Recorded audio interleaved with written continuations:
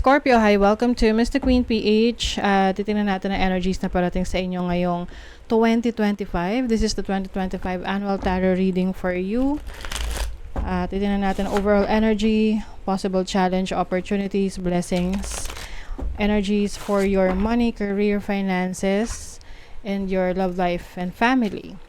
If you're interested in private readings, meron tayong link sa description at sa pinned comment. Paka-check nyo na lang information kung paano mag-book for a private reading. So, let's see, Scorpio, what's coming to you ngayong 2025 for Scorpio. Okay, so this is your overall energy, possible challenge, opportunity, and the blessing. Okay. So, there is stability in your finances, in your career. Maaaring yung iba sa inyo, makakabili kayo ng bahay or bagong property ngayong 2025. And busy, magiging very busy rin kayo sa work, sa career, or sa mga pagpupursu ng inyong mga goals. So, your overall energy is the Four of Pentacles.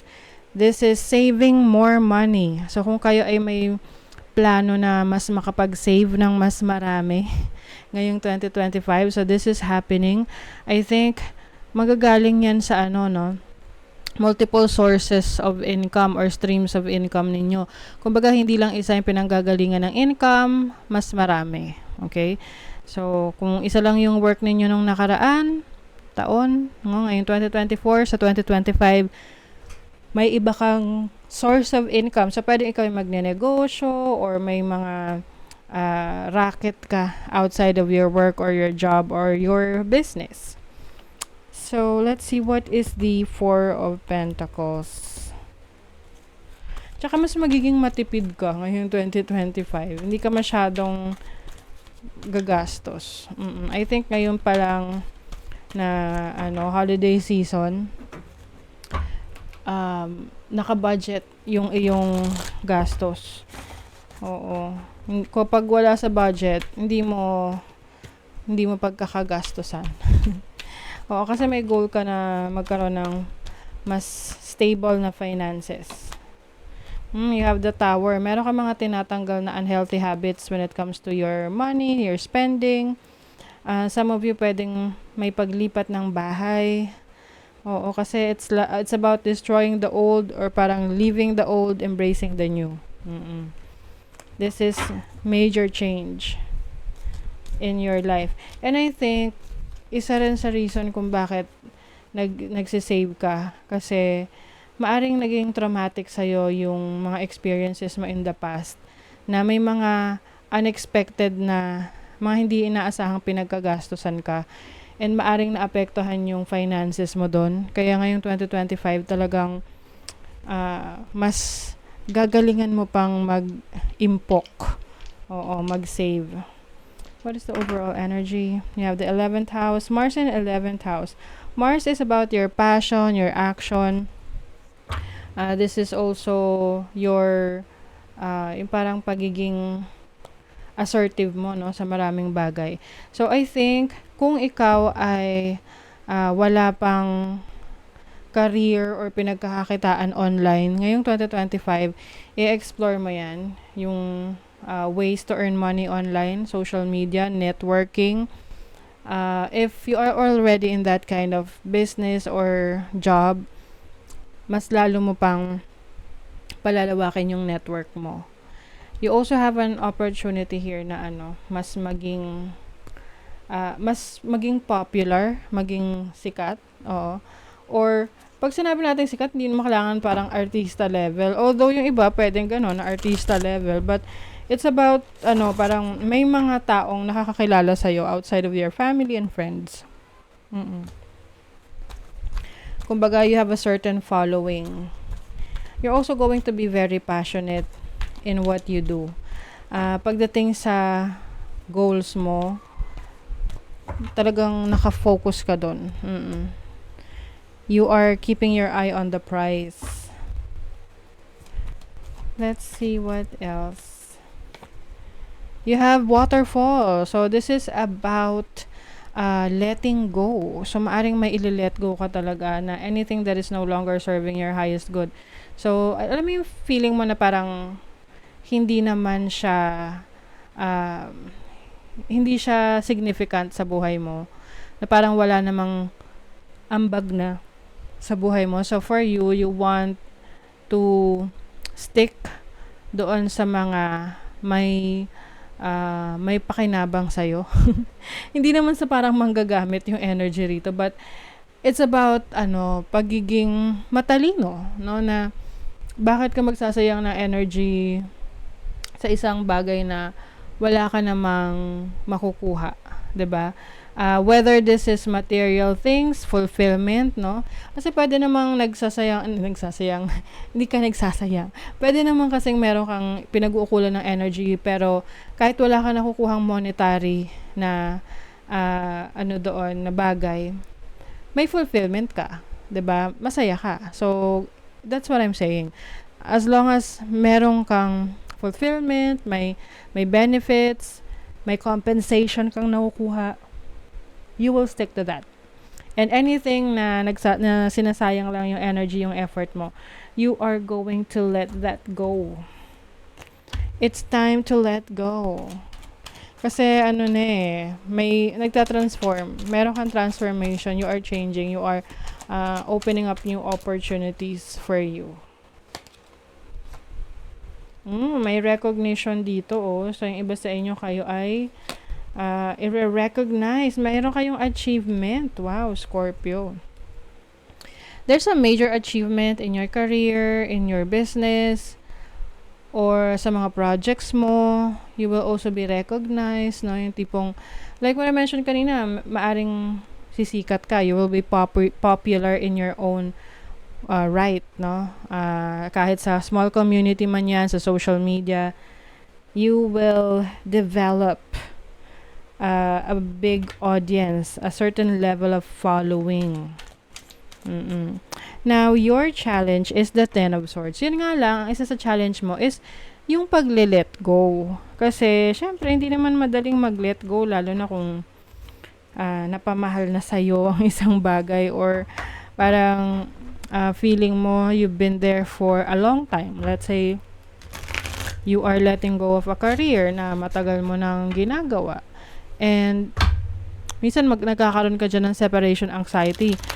Pero sa totoo lang, nasistress ka na sa sitwasyon mo. So, I think, yun yung magiging clear sa'yo. Ngayong 2025, ano yung dapat mong i-let go na? Ano yung dapat mong alisin na sa buhay mo? The Lovers. Yung iba sa inyo, Scorpio, this can be a romantic relationship, okay? Or any commitment na pinasok mo na hindi mo na pala kayang panindigan, maaring i-let go mo na yan. Dahil sa tingin mo, hindi na siya practical for you. Let's say, for example, meron kang kinuhang sasakyan or motor, ni-loan mo. Tapos, you feel like kapag hinulugan mo pa yun sa mga susunod na taon, parang hindi na siya worth it dahil meron kang kailangan pang mas bigyan ng atensyon or bayaran, no? Paglaanan ng pera mo. Things like that. So, pwedeng yun mismo yung issue. Specifically, pwede ring similar, nakaparehong ganong issue. But I think you will finally make a decision to let go of a commitment na na-realize mo na hindi mo na pala kayang i-handle, hindi mo na kayang i-maintain. This can be a relationship, romantic relationship. You have the 9th house, South Node. I feel like you are exploring. You're going to, you want to explore other options. Kaya lang, bago ka makapag-explore ng ibang options, kailangan munang meron kang i-close na chapter sa buhay mo. And I think that is one of your challenges na paano mo i-close yung chapter na yon. Lalo na kung may mga taong maaapektuhan, masasaktan. With the sun here, I think you will find clarity, no, sa situation na to. This is also about confidence rin sa sarili mo. Kaya lang, as your challenge, pwedeng may mga times na nawawalan ka ng confidence na parang nagdududa ka sa sarili mong kakayanan kung kaya mo ba na i-let go yung isang bagay na yan. Kasi minsan ayaw nating i-let go kasi out of pride, out of our ego, kasi baka ano yung masabi ng ibang tao, 'di ba? Kaya lang ikaw rin yung magsasuffer nun kung magtitiis ka sa isang bagay, sitwasyon na alam mong hindi na in alignment of your goals and your purpose. So you are concentrating. Oo, you are developing. Siguro meron kang kumbaga sa pina-fine tune. Tune up, ganun. Or ano bang explanation dyan na yung parang fina-finalize mo yung mga bagay-bagay. Kumbaga, let's say gusto mong umalis sa isang trabaho na toxic na sa buhay mo or you feel like stuck ka na dyan, di ka na nag-grow. Siyempre, hindi naman pwedeng biglaan aalis ka. Kailangan maganda pa rin yung exit mo dyan para just in case, no, pwede kang bumalik or maganda yung record mo. Oo, kasi ayaw mo naman na mag-regret. 'Di ba? Mahirap yung nag-decide ka tapos pagsisisihan mo lang rin. Dapat panindigan mo na kung ano yung consequences nung decisions mo. Okay? And then, your opportunity is the Four of Cups. Four of Cups as an opportunity, I think magkakaroon dito ng contentment. Meron kang kakayanan na masabi mo sa sarili mo na, okay na ako rito, masaya na ako rito. Dahil na rin sa binago mo or mga nilet go mo. Oo. So, let's see what is the Four of Cups. The Five of Pentacles. So, yung iba sa inyo, maaring magkaroon ng challenge pagdating sa finances. Pero, makaka-recover ka rin. Agad-agad. Mabilis mong magagawa ng paraan. Dahil, mapapansin mo agad kung saan ang gagaling yung problema. Yung iba kasi rito, meron kayong makita na something unfair sa situation mo. And you realize na hanggang kailan ka magsastay sa isang situation na unfair. The opportunity. Okay. South Node talaga. Alam nyo, Scorpio, merong malaking ambag ang energy from the past. Na parang ang hirap ninyong kumawala doon sa past na yon. So, it's time for you to heal from that and focus on what you can do in the present moment. You also have the 8th house, South Node. Alam nyo, maaring merong person na bumalik sa buhay ninyo. From the past na parang siguro hindi niya siguro itong person na to nagre-regret siya sa nangyari sa relationship ninyo or sa mga nagawa niya kung bakit kayo naghiwalay, 'di ba? Someone is still not over you. You have the Gazelle. Ang Gazelle, it is a change of direction So, ibig sabihin nito, kahit na meron pang energy from the past, na parang still pulling you, na bumalik ka rito, ganyan. I think, you will have the courage, magkakaroon ka ng lakas ng loob, na magdesisyon na baguhin na yung direction na tinatahak mo. Kasi this is also about your instinct, your intuition. Na alam mo sa sarili mo kung ano yung mga kaya mong gawin. And you are also becoming more flexible kasi pwedeng may opportunity ka rito na magdagdag ng kaalaman mo, ng abilidad mo. Siyempre, pag mas marami kang kayang gawin, mas maraming opportunities na pwedeng magbukas sa'yo. At mas magiging confident ka sa sarili mo na kaya mo on your own, na hindi umaasa sa iba. Mm. Kasi you want to be fully in control of your life. Ayan o. That's why, gagawa ka ng paraan para finally makapag-heal ka. Makapag-heal ka na from your past at hindi ka na magulo ng iyong past. At makapag-focus ka na sa mga goals mo for 2025. I also see here na possible meron kang dating investment na gusto mong subukan ulit or gawin ulit. Let's say, nag-try ka sa cryptocurrency nung mga nakaraang taon, but for some reasons, parang feeling mo, hindi na siya okay for you, hindi mo naasikaso, it's not growing for you, but I think, ngayong 2025, pwedeng bumalik yung interest mo dyan sa crypto. If you are into cryptocurrency. So, this can be any career or job na sinubukan mo, na tinalikuran mo way back, and you feel like you want to try it again. Okay? And then your blessing is the Two of Pentacles, which is busyness. Busyness talaga. Busyness. Oo. Pagiging busy. Marami kang kayang i-manage, asikasuhin, and yung flow ng opportunities for you ngayong 2025, tuloy-tuloy siya.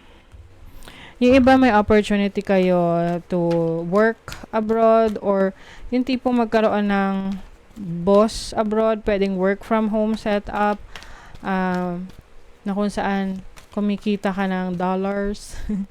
Or yung iba naman, online business na you can still sell products online.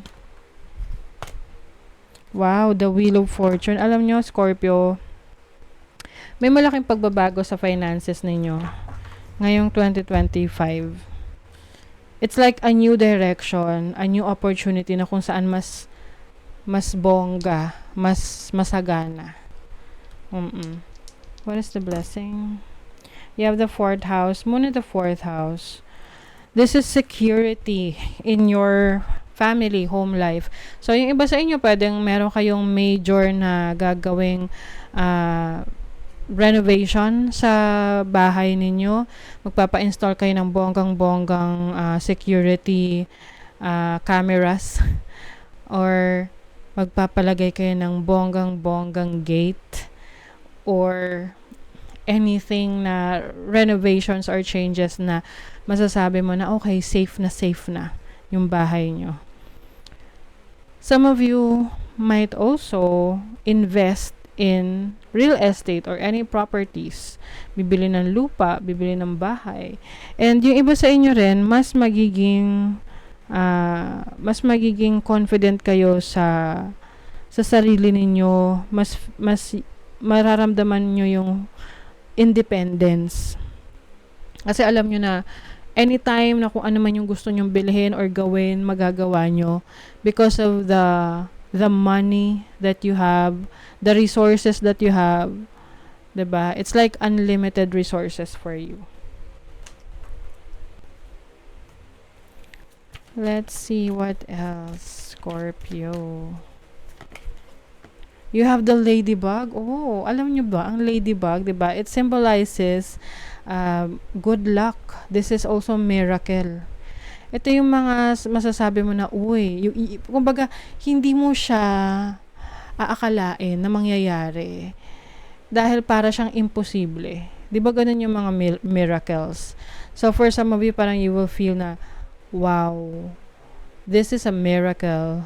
Yung blessing na natatanggap mo. Dahil, hindi mo to inakala.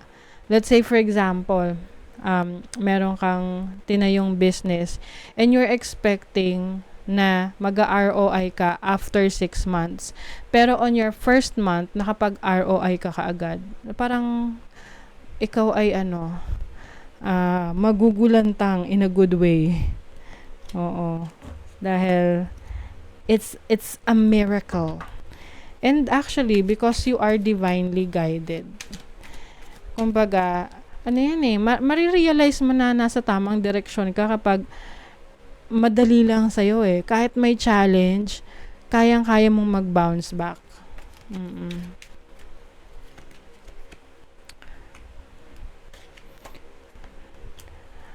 Some of you, pwedeng meron kayong papalitang sasakyan. Kung ang sasakyan nyo medyo luma na, or parang feeling nyo, mas kailangan nyo ng mas malaking sasakyan, or any car, vehicle na kung saan mas magiging akma sa pangangailangan mo, makakabili ka na. Wala makakapigil sa'yo. You're going to be blessed with those things in life. Yung iba parang meron din ditong, kung bibili ka ng property, pwedeng makakabili ka ng farm, o kaya naman is lupain. Let's see. Money, career, finances. You have assistance. Ayan. So, if you need assistance, tulong, in any shape or form, meron kang help na makukuha. And also, may gift sa inyo. Pwedeng meron magbibigay ng regalo sa inyo. Like, parang unexpected. Like, for example, ako noon, hindi ko inaasahan na may magbibigay sa akin ng sasakyan, i-deliver sa bahay. It was, parang, shocking. Pero, at the same time, nakakatuwa, diba? Dahil, hindi mo aakalain na ganun. So, ganong klaseng energy for you. And this can also mean your talents, your skill set. Kasi parang yung gift ni God sa'yo na talento, na abilidad na gagamitin mo to bring abundance in your life. Ayan, itong therapy na to, ito yung sinasabi ko sa inyo na maaring nagkaroon kayo ng challenges financially, or someone you love, or maaring nagkaroon ng aberya sa trabaho, nagkaroon ng issue sa trabaho na kinailangan mong ayusin. So, you are overcoming that. Nandun ka na sa part na you are healing from it. You have the Knight of Swords, the Seven of Swords. Alam nyo, hindi mawawala ang mga taong merong inggit. Oo. So, pay attention sa mga intentions ng ibang tao sa inyo.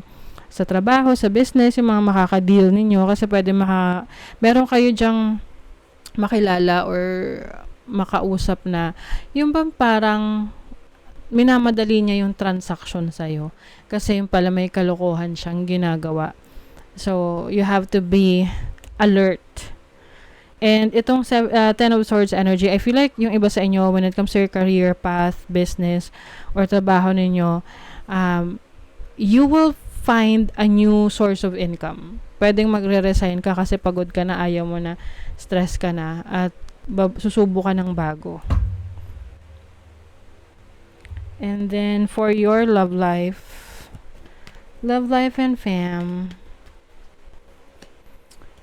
yung iba sa inyo, mahal sa buhay ninyo, pwede magkakaroon ng financial problem na pwedeng maipasa sa inyo. So, you are also going to focus on yourself. Parang iiwas muna kayo. No? Kung kayo single, pwedeng iiwas muna kayo sa romantic connection. Magpo-focus kayo sa sarili ninyo, pag-aalaga sa inyong sarili. If you are in a relationship, pwedeng magkaroon kayo ng financial struggle ng person mo, or yung person mo ang magkakaroon ng financial struggle na kailangan nyong magtulungan. Ayan o, Two of Cups. Kailangan nyong magtulungan dito. I think, itong financial struggle na to or challenge sa inyo, yun yung magiging dahilan para may ma-discover kayo sa inyong kakayanan na mag-generate ng abundance, ng prosperity sa buhay ninyo. I think there is someone who will help you, magbibigay sa inyo ng inspiration, magbibigay ng advice that will help you grow your relationship sa pamamagitan ng pagtutulungan. Kasi sa relationship naman, kailangan nagtutulungan talaga kayo dyan. Kasi kung kayo yung magkalaban, mahirap mag-grow. Pag magkalaban kayo ng partner mo or someone in your life na kumukontra sa mga plano mo, sa mga pangarap mo. Okay?